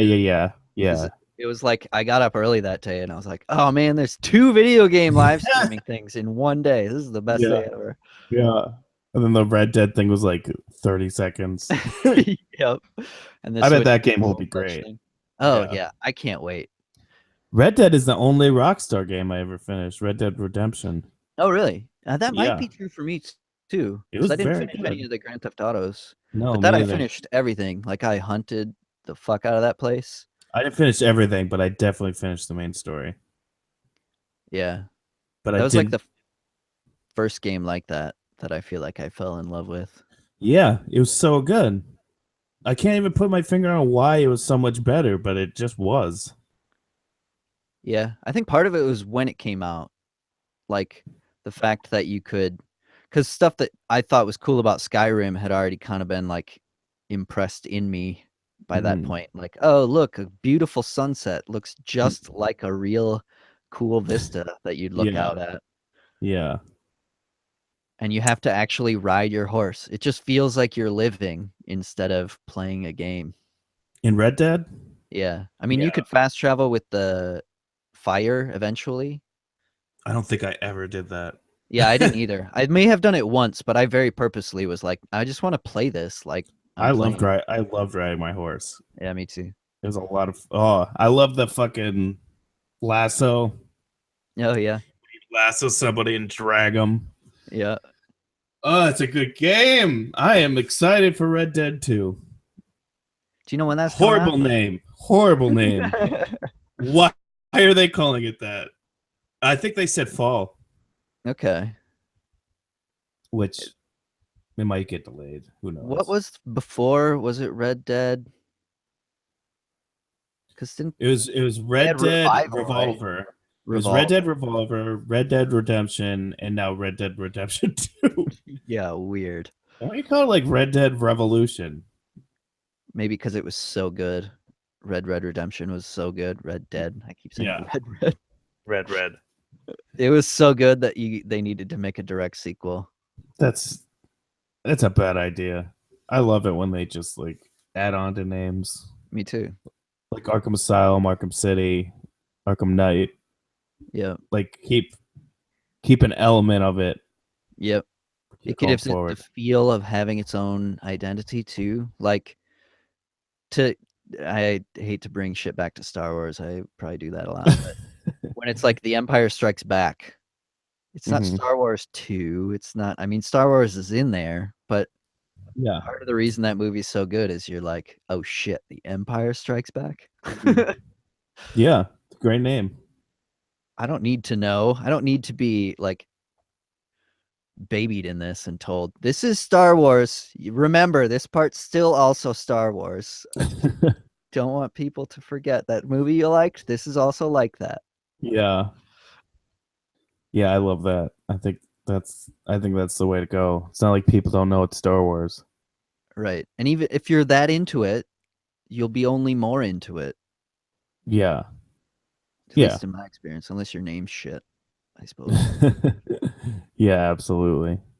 Um I wish they would have called the third one Revenge of the Jedi. That's such a cooler name. They should have stuck with that You know why they changed it though, right?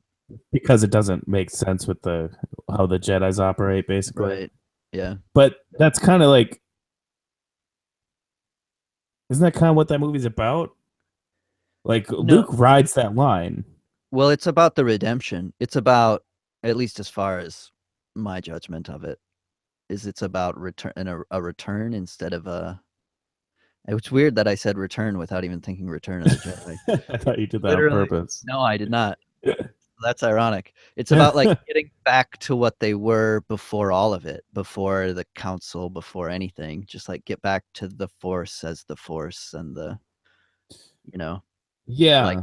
I redeem the evil and the good into the it's all the same sort of thing. There's yeah. good. Yeah. I get that, but I don't know. I like the idea that Luke was kind of both. And Well, I he feel was. like Revenge of the Jedi kind of says Yeah, that in could. a Yeah. way. Yeah. Uh yeah. That new trailer was pretty good. Did you see that? Yeah. Of course you did. I didn't it makes me worried because and I've heard Mark Hamill talk about it, which made me kind of feel a little bit better about it, which is Mm, when he says like the Jedi need to die, I was like, yeah. I don't know. This does not sound like the Luke that I know. The Luke I know is like the archetype of a hero to a T. Like that's Uh the role he serves as a character. I always felt like he was always towing the line of an anti-hero. How so? He never crossed it, but he was towing it, especially at the end of Return of the Jedi. In what sense? I don't know, like he definitely was fueled by anger. Like Right, but it's that was like wrong. You know what I mean? Like that was the lesson he learned is it was wrong to yeah, do that. It I led to guess your so. downfall and it was then switching back to no, kill me. Like Yeah. that's Yeah. what his whole thing is. Right, right, right, He right, is right, like the right, Christ of right. that universe, basically. So Yeah. to watch that trailer, I was just like, uh-oh. Uh-oh. I don't know. Don't get me Also, wrong, because you there's don't even know why he's saying that. He could no, just be no, no, no. quoting someone for all we know. Absolutely. And there was a Dark Jedi series of books where he went to the dark side, hmm and I loved those. But again, the whole point of those was he went to the dark side to subvert it hmm for the light. Like that's what he does. So hopefully if that happens, it'll be real cool. But what Mark Hamill said makes me a little worried because he's like his whole thing was he went to Ryan Johnson, the director, and was like, I Yeah. disagree with every choice you've made about my character, and I can't believe you see him this way. Yeah. It's like, uh-oh. That sounds good to me. I like Ryan Johnson. He's cool. And I'm sure it'll be just because he directed Mountain Goats videos. good. It's cool that he got that gig though. Yeah. Um yeah, I am interested. Yeah, I'm And sure I'll love it as much as I loved Force Awakens, which is I'll like have minor gripes and say it yeah. wasn't as good as the originals, and that's it. I I like Mark Hamill. I don't think he's a skilled writer. So like you know what I mean? I don't think he's not a writer or a director. Um I understand that he's Oh, yeah. very familiar with his own the character he's been playing. Right, and the way he talked about it is he creates his own backstory. Like when you're portraying a character, you kind of fill in all those gaps so that you know who you're portraying. Yeah. And that's who I saw is who he sees it as. Like Mhm. the entire time that I've watched it, Yeah. like And then somebody else comes along yeah, and they yeah. change what I've seen as like defining characteristics. But we And don't know then what he's been through. no. And And there's so many I'm things that have not been said about what's going on. yeah, and I'm sure that happens for a reason. You'd I imagine. I would love to see a Star Wars world where they're like, we don't need Jedi or Sith. There's the Force, but you don't have to be either pure good or pure evil. Like Yeah. there's shades of gray. Everyone's a shade of gray. Like Yeah. you got both like of these like pious ideas of either we're completely evil monsters or we're Jedi. And Right. you have to basically pick one, and it's like, why? That's not how life works. Sometimes you have to make hard choices and Right. not do like the Jedis are kind of fucked up where they think they're better than everyone and they Yeah. just Well, swing that's the their point. dick around. That's literally Yeah. the point of those movies, I think, was to show that, was to highlight that difference of the like you drawing the distinction creates the problem you're trying to prevent. Yep. Like you're essentially casting people out, and then those people spiral out into doing things that you disagree with more and more, Yeah. Yeah. and that's it. Absolutely. I would like to see that explored. If they do that, I think I Yeah. would be happy. Yeah. So they did it in like a childlike version in the original movies. Yeah. Um yeah, like the yeah. Not because it's very obvious that at least in The Force Awakens, it's very much like just the way that characters are portrayed are a lot more like realistic. They're a lot more like developed and 3-dimensional, if not 8-dimensional. Mm-hmm. Like the villains aren't villains because he's the bad guy. It's because Yeah. he's trying to look up to his grandfather and he struggles with it and doesn't know what to do and is making bad choices and clearly doesn't even want to kill his own dad, but does it because he thinks, like it's perfect. Yo, yeah. Yeah, well, somebody said something. Like the first Star Wars trilogy was about maybe communism or something. Like the villain was like or imperialism. Yeah. Uh, something to do with the times of the 70s. It might have been communism, the threat of communism. The second set of movies was about Bush. corrupt, yeah, Bush, exactly. And then Eventually. and then this one is about self-entitled white males. I thought that was pretty perfect. Really touching the nerves of the time. Yeah. I like that dude as the villain. I felt like he took his helmet off one too many times though. Yeah, I would agree. Because Like it stopped serving the purpose then. Yeah, he should just taken it off once at the end. Like your character would not want this off. No. At least not with a bunch of people around. Yeah, you're Darth Vader. And once you take that off, you're not him anymore. And if it's to like serve, it would have been a lot. It would have done so much to not be completely aware that Harrison Ford was about to die. Yeah, if they had not taken the helmet off earlier. Like if he had taken it off there, you might have thought, "Oh, this might work." But since he had taken the helmet off before, you knew that didn't matter that much. Right. Yeah. So then when you had him take it off there, it's like, oh yeah, I still know he's going to kill him. Like it's super obvious. Yeah. Like you knew. So many things impact. Like you can feel the struggle within a character, or his character, I mean, and you feel how it impacts him. And the helmet didn't seem to impact him as much as like you're projecting that on there, where he's like, oh, he does that for intimidation. Yeah. They don't really give you the reason to think that because they undercut that. Yeah, absolutely. That was a poor choice. Beautiful movie though. I think it was too much like the first Star Wars movie, but I get why they did that. Yeah, totally. It almost was like, to me, when I was watched it the first time, I was just like, oh, okay, so kids will understand what the original Star Wars is. Like this is for them to experience it the first time. But it's also like kids are still seeing the first Star Wars. Of course. Like it didn't need to be that way. Time like 1999, it'd been out for like 20 years, you know. Yeah. I saw it in 97 and yeah, same thing. Like it was even at that time. Oh wait, is that when it came back to theaters? Yeah. Yeah, that's when I saw it too then. Like even at that time I was like, this is far and above any other movie I've seen. And that was 20 years after it came out. So yeah. When I went to see it, I thought it was Star Trek.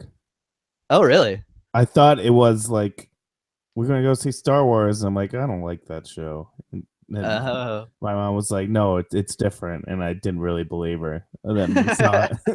Then we went to see it. And I was like, yeah, totally in love with it. Yeah.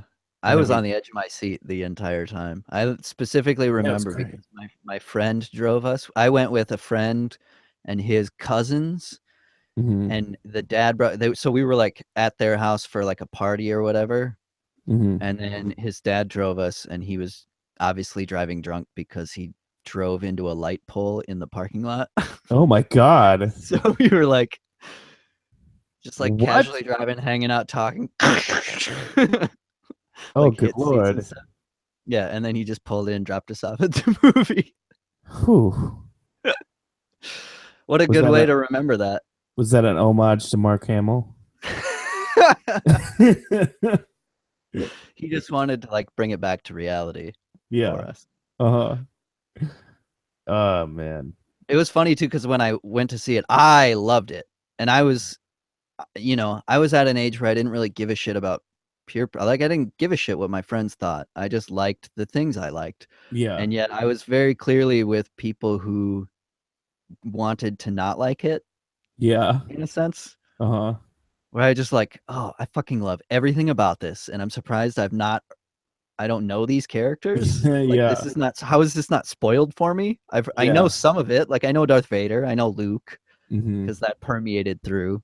Yeah. But then so after the movie, they all were talking about how they hated it. Oh, really? And like some people, like one person fell asleep or something, and I was like, "You're just saying this shit to sound cool." Oh, I'm yeah. so over all of this bullshit. I'm committing hard to this nerd That's funny. lifestyle. That's funny.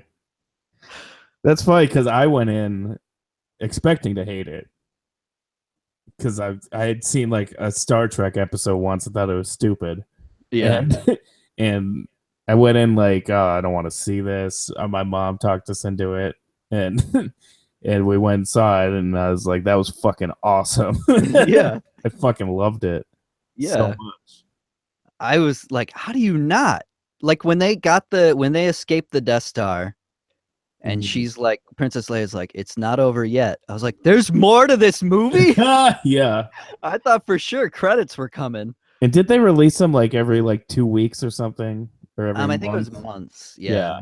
Because then Yeah, we went and saw them all immediately. the local theater shut down here, Hmm. so I rented them from the public library. So I actually Oh, got to see Empire and Return of the Jedi in their original form, I, fortunately. w- I wish I would have seen that. I haven't. I've only seen those recently. I finally found like torrents of them, Oh yeah. and much better. Yeah. Much better. It's like a piece. It's like an art piece. It just Yeah. exists as its thing. Yeah. Beautiful. Yeah. Very good. Very good movies. Also, did you know in every single Final Fantasy game, there's two characters that hang out named Biggs and Wedge? Oh, really? Yeah. I don't That's remember. funny. I can't remember which I'd seen first, a Final Fantasy with Biggs and Wedge or Star Wars. Yeah. That used to be one of the Star Wars trivia things. If anyone ever like wanted to know, like be quizzed or something, it would be like which actor in the prequels, his uncle, played Yeah. Wedge.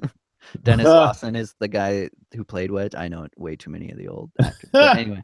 But Ewan McGregor, his uncle is Dennis Lawson, Oh, okay. so he was already like, I don't know, familiar with it enough. Hmm. So Unlike it's the pretty rest of the cool. world. Well, I just mean like Yeah, I it's know what you not mean. out of the ordinary for him to Hmm. be associated at all with Star Wars. Like I think Yeah. a lot of other people are like, "Holy fuck, I'm in Star Wars." Like Sam Jackson had to do a campaign just to get in it. And it was kind of weird that he was in it. It was. I didn't like it. Yeah, it's kind of. That is not I what this is forgot he about. was in it. Yeah, you I mean, he shouldn't was be. fine. A celebrity shouldn't be in Star Wars. No. I mean, unless they're like because there are actors in those original ones where it's like people knew these actors. Like Harrison Ford. No, that was like Star Wars was what was he in? He was in like American Graffiti maybe, but that was like way early on. That was the thing that made him. And then Oh, he was okay. in Indiana Jones later. I thought Indiana Jones was before. No. Indiana Yeah, Jones I think came right after Star Wars. you're probably Right. I just always assumed it was before for some because reason. he did American Graffiti, Oh THX yeah, of 1138, course, Star Wars was and then first Star because Wars. nobody believed in Star Wars when he was Right. making it. Yeah, and then he's like, "Here's blank checks to do whatever you want." Yeah, and he ruined most, wasted most of those, except for Indiana Jones. That's a fantastic movie. Um, Yeah. The Crystal Skull, you mean? Yeah, yeah, loved it. yeah. I still haven't seen that. Honestly, I've only seen the first Indiana Jones. Oh, really? Okay. Yeah, They're all good in their own way, which is part of the reason they're so fun, is that they're yeah. distinct things with the same character. Mhm. And the I first one s- is like, or not the first one, the fourth one, I guess technically, Crystal Skull. If you yeah. watch any of the other ones now, it maybe fits Mhm. in a little bit more. But if you had them when you were younger and you loved them when you were younger, it's especially egregious, I imagine. I hear he hides in the fridge from to get away from a Yep. bomb. Oh, and it's awful. But there's bad stuff in all of them. Like, Sure. include Star Wars in that. There's just like Hmm. whatever. It was what it was, and I liked it. Yeah. I overlooked it. But the Yeah. nuking of the fridge thing, Yeah. The nuclear that's a fridge. gigantic bridge too far to nowhere. Yeah. And I don't want to spoil it, but do you know what the Crystal Skull is? Isn't it an alien skull? Yeah. So the fact Yeah. that that's a thing is like, what the fuck is going on? In a way, but also in the first one, they're fucking looking for the Ark of the Covenant and fighting Yeah, Nazis. of course. And Like, what changed my mind about it recently is that he was like, very deliberately had this idea for a really long time. I want to make it like one of these old serial things, and they did alien stuff all the time. It's just silly. mhm. That made me appreciate it a little bit more. Not that I'm gonna go watch it, but I was like, Yeah. I probably hated on this a little too much. I mean, it's funny because you focus on dumb stuff like that, but if the rest of the movie had been great, you wouldn't have cared. Right. But when it's bad, then you make fun of stuff like that. Right. They're like the scene where he's swinging on vines with monkeys around him in a jungle. I don't know if you saw that part, but people make fun of that a lot. And I'm like, I don't even care. To me, Yeah. that's just like anything else. It looks cool, like Yeah. beautifully done. The colors are neat. The sunlight's coming through. There are monkeys there. It's Yeah, just as weird as anything else. for sure. You just have to have a scene where some guy pulls out a sword, does a dance, and then he shoots him. Yeah. That was so Redemption. fucking funny. Yep. And did you know that was accidental? Like some Yeah, of the best Harrison stuff Ford that's was done? sick. Yeah, Yeah. yeah, that's pretty great. That makes it even better. Yep.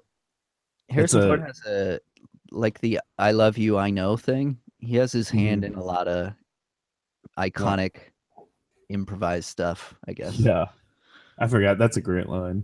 He was the one who came up with "Get off my plane."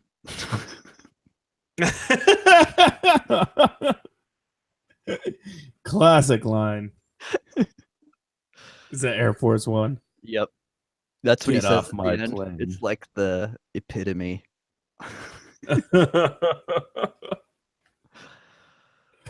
uh, I love how he hates everything. I know. He has no business. He doesn't want anything to do with his success. And that's part of the reason why I like Mark Hamill is that he maybe didn't have as much success, but that he's also in Star Wars and is just like he embraces it at another level where he talks shit about it, don't get me wrong, Yeah, but he's just like, I love Star Wars. It's great. I'm glad I yeah, could be in it. yeah. He's a nice fellow about it. And his Joker, he turned out to He's be a really legit dude, and he could have yeah, been a total shithead with the amount of success he had. very true. Yeah, I saw. It was like I was watching like YouTube videos, and there's one like, whatever happened to these celebrities that don't work anymore, or something like that. And one of them was Mark Hamill, and I'm like, excuse me, Yeah. what the fuck are you talking about? He's been voice acting every cartoon in the known universe for 20 Yeah. years. He That does was voices, crazy. you know. Yeah, that was crazy. It's like you're not even gonna check his IMDb before you fucking post this. Uh, um, well, We are over 2 hours, and I have to Oh, pee. yeah, I okay. have to pee very badly. So you want to call it here? Yeah, sounds good. All I'll right. This has been a good one. We talked about video games for a good 10 minutes. Yeah, we could do that up top next time, maybe. I'll have What? to remember to mention it earlier that I played Mario Kart 8. Yo, yeah, you want to talk more about it? Well, I just mean, like, I should have brought it up earlier, maybe. Not Yeah, that it matters, but yeah, whatever. This thing's loose. We could talk about whatever the fuck we want. Yep, that's the point. Yeah. Podcasts are great. Oh yeah. All right. I've been Justin. I've been Derek. Goodbye.